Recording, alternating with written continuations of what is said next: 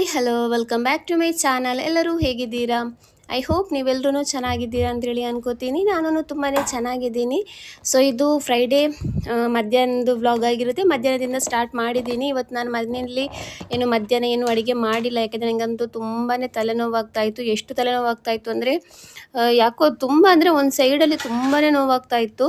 So ಹಾಗಾಗಿ ನಮ್ಮ ಅಮ್ಮನ ಮನೆಯಿಂದನೇ ಊಟ ಬಂದಿತ್ತು. ನಮ್ಮಮ್ಮ ಬಿರಿಯಾನಿ ಥರ ಮಾಡಿ ಅದಕ್ಕೆ ಚಿಕನ್ದು ಗ್ರೇವಿ ಥರ ಮಾಡಿದರು. ಸೊ ಅದು ಬಂದಿತ್ತು. ಸೊ ಇವಾಗ ಅದನ್ನೇ ತಿನ್ನೋಣ ಅಂತೇಳಿ. ತುಂಬಾ ಟೇಸ್ಟಿಯಾಗಿತ್ತು, ತುಂಬಾ ಯಮ್ಮಿಯಾಗಿತ್ತು. ಸೊ ಹಾಗಾಗಿ ನಾನು ಏನು ತಲೆನೋವಿತ್ತಲ್ವ ಅಂತೇಳಿ ಅಡುಗೆ ಮಾಡೋದಕ್ಕೇ ಹೋಗಿಲ್ಲ. ನನ್ನ ಮಗಳು, ಚಿಕ್ಕ ಮಗಳು ಪಾಪ ತಗೊಬಂದು ಕೊಟ್ಲು ಆ ಬಿಸಿಲಿಗೆ. ಬೇಡ ಅಂದೆ, ಬಟ್ ಅವಳು ಹೋಗಿ ನಾನು ತಗೊಬರ್ತೀನಿ ಅಮ್ಮ ಅಂತ ಹೇಳಿ ಹೋಗಿ ತಗೊಬಂದು ಕೊಟ್ಲು. ಸೊ ಹಾಗೆಯೇ ಇವತ್ತು ಒಂದು ರೆಸಿಪಿನ ಶೇರ್ ಮಾಡ್ತಾ ಇದ್ದೀನಿ. ದಾಲ್ ಅಂದರೆ ತುಂಬಾ ದೂರ ಹೋಗೋರು, ದಾಲ್ ಅಂದರೆ ಇಷ್ಟ ಇಲ್ಲದೆ ಇರೋರು ಈ ದಾಲನ್ನು ಒಂದು ಸಲ ಟ್ರೈ ಮಾಡ್ಕೊಂಡು ನೋಡಿ. ತುಂಬಾ ಟೇಸ್ಟಿಯಾಗಿರುತ್ತೆ. ಪಂಜಾಬಿ ತಡ್ಕ ದಾಲ್ ತುಂಬಾ ಟೇಸ್ಟಿಯಾಗಿರುತ್ತೆ, ತುಂಬಾ ಯಮ್ಮಿ ಆಗಿರುತ್ತೆ. ರೈಸ್ ಜೊತೆಗೆ, ಬಾಸ್ಮತಿ ರೈಸ್ ಜೊತೆಗೆ, ವೈಟ್ ರೈಸ್ ಜೊತೆಗೆ, ಚಪಾತಿಗೆ ಎಲ್ಲ ಬೆಸ್ಟ್ ಬೆಸ್ಟ್ ಬೆಸ್ಟ್ ಅಂತಲೇ ಹೇಳ್ಬೋದು. ಈ ಥರ ದಾಲ್ನ ಡಾಬಾಗಳಲ್ಲಿ ಸಿಗುತ್ತೆ. ತುಂಬಾ ಪ್ರೈಸ್ ತಗೋತಾರೆ, ಯಾಕೆಂದರೆ ಅಷ್ಟೊಂದು ಟೇಸ್ಟಿಯಾಗಿರುತ್ತೆ ಈ ದಾಲ್. ಸೊ ಅದನ್ನು ಮಾಡೋದಕ್ಕೆ ಇಲ್ಲಿ ನಾನು ಬೇಳೆ ತಗೊಂಡಿದ್ದೀನಿ. ಅದನ್ನೇನು ನೆನೆಯೋದಕ್ಕೆ ಹಾಕಿಲ್ಲ, ವಾಶ್ ಮಾಡಿ ಕುಕ್ಕರಿಗೆ ಹಾಕಿದ್ದೀನಿ ಅಷ್ಟೇ. ನಂತರ ಅದಕ್ಕೆ ಸ್ವಲ್ಪ ಅರಿಶಿನ ಪುಡಿ, ಆಮೇಲೆ ಉಪ್ಪು, ಆಮೇಲೆ 1 ಸ್ಪೂನಷ್ಟು ಇಲ್ಲಿ ತುಪ್ಪನ ಹಾಕೋತಾ ಇದ್ದೀನಿ. ಹಾಕಿ ಚೆನ್ನಾಗಿ ಮಿಕ್ಸ್ ಮಾಡಿ ಇದನ್ನು ನಾನು ಬೇಯೋದಕ್ಕೆ ಇಡ್ತಾ ಇದ್ದೀನಿ. ಖಂಡಿತ ಈ ದಾಲನ್ನು ಒಂದ್ಸಲ ಟ್ರೈ ಮಾಡ್ಕೊಂಡು ನೋಡಿ, ನಿಮಗಂತೂ ತುಂಬಾ ಇಷ್ಟ ಆಗುತ್ತೆ. ತುಪ್ಪದ ಫ್ಲೇವರ್ ಇಷ್ಟ ಇಲ್ಲದೆ ಇರೋರು ಎಣ್ಣೆ ಹಾಕೋಬೋದು, ಬಟ್ ನನಗೆ ಸ್ವಲ್ಪ ತುಪ್ಪ ಚೆನ್ನಾಗಾಗುತ್ತೆ ಅಂತೇಳಿ ನಾನಿಲ್ಲಿ ತುಪ್ಪನ ಹಾಕ್ಕೊಂಡಿದ್ದೀನಿ. ನಂತರ ಇದಕ್ಕೆ ನಾನೊಂದು ಚಾಪರ್ ತೊಗೊಂಡಿದ್ದೀನಿ, ಅದಕ್ಕೆ ಇಲ್ಲಿ ಶುಂಠಿನ ಹಾಕೋತಾ ಇದ್ದೀನಿ. ನಂತರ ಇಲ್ಲಿ ಬೆಳ್ಳುಳ್ಳಿನ ಹಾಕೋತಾ ಇದ್ದೀನಿ. ನಂತರ ಇದಕ್ಕೆ ಹಸಿರು ಮೆಣಸಿನ್ಕಾಯಿ ಇದೆಯಲ್ವ, ಅದನ್ನು ಹಾಕಿ ನಾನು ಇದನ್ನು ಚೆನ್ನಾಗಿ ಚಾಪ್ ಮಾಡಿ ತಗೋತೀನಿ.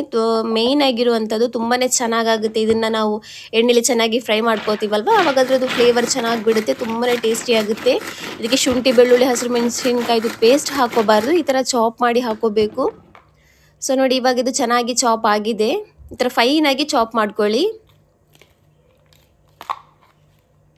ನಾನು ಇಷ್ಟನ್ನು ಹಾಕ್ಕೋತೀನಿ, ತುಂಬಾ ಚೆನ್ನಾಗಾಗುತ್ತೆ. ಅದು ಫ್ರೈ ಆಗುವಾಗ ನಮಗೇನು ಬಾಯಿಗೇನು ಸಿಗಲ್ಲ. ಸೊ ನೋಡಿ ಇವಾಗ ಬೇಳೆನೂ ಚೆನ್ನಾಗಿ ಬೆಂದಿದೆ. ಫಸ್ಟಿಗೆ ಇದನ್ನು ನಾನು ಚೆನ್ನಾಗಿ ಹಾಗೇ ಮಿಕ್ಸ್ ಮಾಡ್ಕೋತೀನಿ. ನಂತರ ಇದಕ್ಕೆ ಎಷ್ಟು ನೀರು ಬೇಕು ಅಷ್ಟು ನೀರನ್ನು ಹಾಕೋತೀನಿ. ನಿಮ್ಗೆ ಎಷ್ಟು ಬೇಕೋ ಅಷ್ಟನ್ನು ಹಾಕೋಬೋದು, ಜಾಸ್ತಿ ತೆಳು ಮಾಡ್ಕೋಬೇಡಿ, ಯಾಕೆಂದರೆ ಸ್ವಲ್ಪ ದಪ್ಪ ಇದ್ರೇ ಚೆನ್ನಾಗಾಗೋದು. ಈ ಚಪಾತಿ ಜೊತೆಗೆ ಒಳ್ಳೆ ಗೀ ರೈಸ್ ಅಥವಾ ಬಾಸ್ಮತಿ ರೈಸಲ್ಲಿ ಮಾಡಿರೋ ರೈಸ್ ಅಥವಾ ವೈಟ್ ರೈಸ್, ಇದಕ್ಕೆಲ್ಲ ಸ್ವಲ್ಪ ದಪ್ಪ ಆಗಿದ್ರೆ ತುಂಬ ಚೆನ್ನಾಗಾಗುತ್ತೆ ಟೇಸ್ಟ್.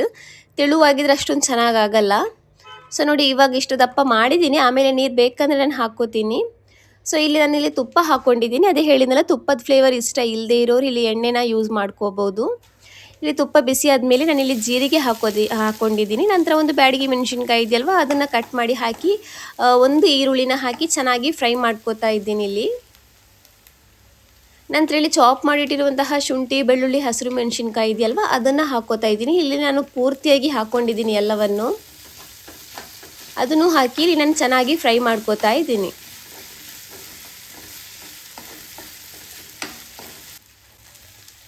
ನಂತರ ಇದಕ್ಕೆ ಒಂದು ಟೊಮೆಟೊ ಹಣ್ಣನ್ನು ಹಾಕ್ಕೊಂಡಿದ್ದೀನಿ, ಸ್ವಲ್ಪ ದೊಡ್ಡ ಸೈಜ್ ಇದೆ ಹಾಕ್ಕೊಂಡಿದ್ದೀನಿ. ನಂತರ ಇಲ್ಲಿ ಟೊಮೆಟೊ ಹಣ್ಣು ಬೇಗ ಸ್ವಲ್ಪ ಸಾಫ್ಟಾಗಿ ಸಿಗಲಿ ಅಂತೇಳಿ ಸ್ವಲ್ಪ ಉಪ್ಪನ್ನು ಹಾಕಿ ಇದನ್ನು ನಾನು ಚೆನ್ನಾಗಿ ಫ್ರೈ ಮಾಡ್ಕೋತಾ ಇದ್ದೀನಿ. ನಂತರ ಇದಕ್ಕೆ ನಾನು 1 ಸ್ಪೂನಷ್ಟು ಕಾಶ್ಮೀರಿ ಚಿಲ್ಲಿ ಪೌಡರ್ ಇದೆಯಲ್ವ, ಅದನ್ನು ಹಾಕ್ಕೋತಾ ಇದ್ದೀನಿ. ಬೇರೆ ಯಾವುದೇ ಮಸಾಲ ಪುಡಿಗಳು ಏನೂ ಹಾಕ್ಕೊಳ್ತಾ ಇಲ್ಲ ಇದಕ್ಕೆ, ಇಷ್ಟೇ. ಇವಾಗ ಬೇಯಿಸಿರುವಂತಹ ಬೇಳೆ ಇದೆಯಲ್ವ, ಅದನ್ನು ಹಾಕ್ಕೊಂಡಿದ್ದೀನಿ.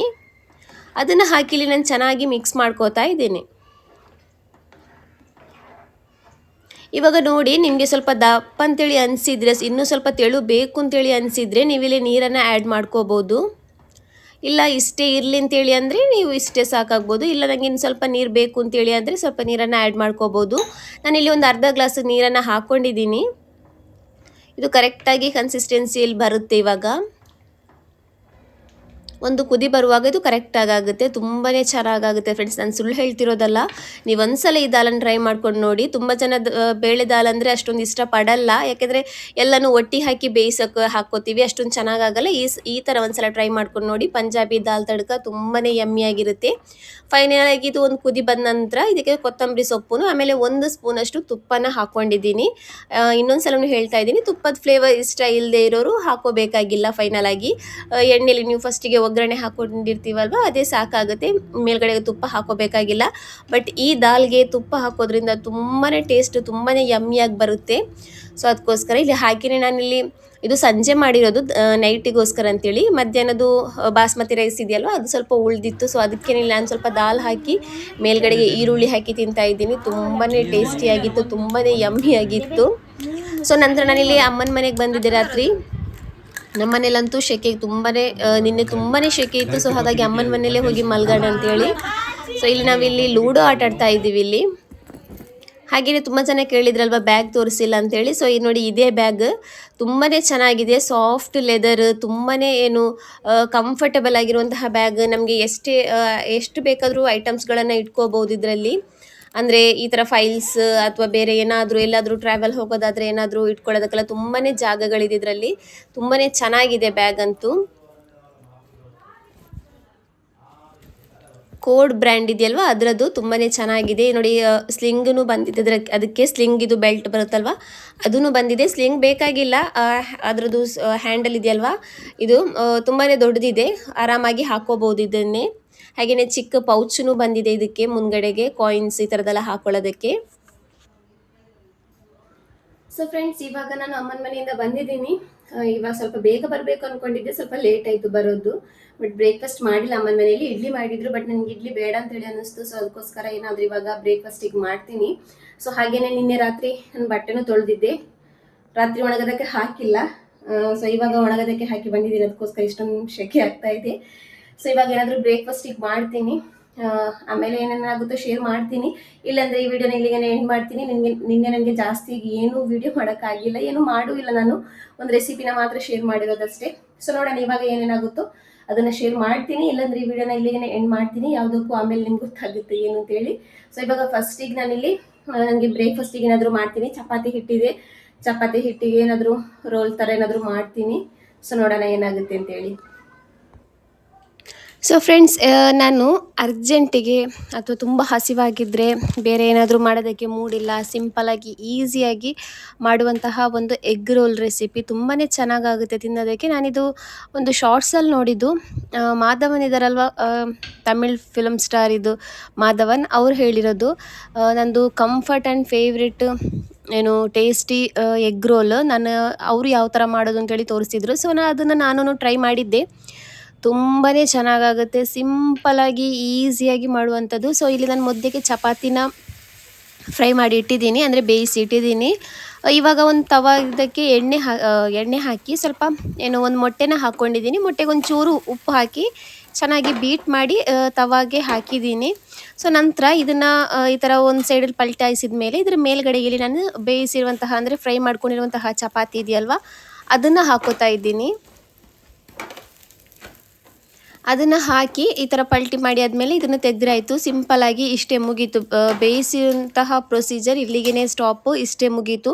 ಚಪಾತಿ ಇದ್ರಂತೂ ಇನ್ನೂ ಈಸಿ ಆಗುತ್ತೆ, ಬಟ್ ನನ್ನ ಹತ್ರ ಚಪಾತಿ ಇತ್ತಿಲ್ಲ. ಸೊ ಹಾಗಾಗಿ ನಾನು ಚಪಾತಿ ಮಾಡಿರೋದು. ಇಲ್ಲಾಂದರೆ ತುಂಬಾ ಈಸಿ ಆಗುತ್ತೆ ಚಪಾತಿ ಇದ್ದರೆ. ಸೊ ಇಲ್ಲಿ ಇದಕ್ಕೆ ಏನೂ ಮಾಡಬೇಕಾಗಿಲ್ಲ. ಅದ್ರ ಮೇಲ್ಗಡೆಗೆ ಕಟ್ ಇರುವಂತಹ ಈರುಳ್ಳಿ ಇದೆಯಲ್ವ ಅದನ್ನು ಹಾಕೋಬೇಕು. ನಂತರ ಚಿಕ್ಕದಾಗಿ ಕಟ್ ಮಾಡಿರುವಂತಹ ಹಸಿರು ಮೆಣಸಿನ್ಕಾಯಿ, ಆಮೇಲೆ ಕೊತ್ತಂಬರಿ ಸೊಪ್ಪಿದೆಯಲ್ವ ಅದನ್ನು ಹಾಕೋಬೇಕು.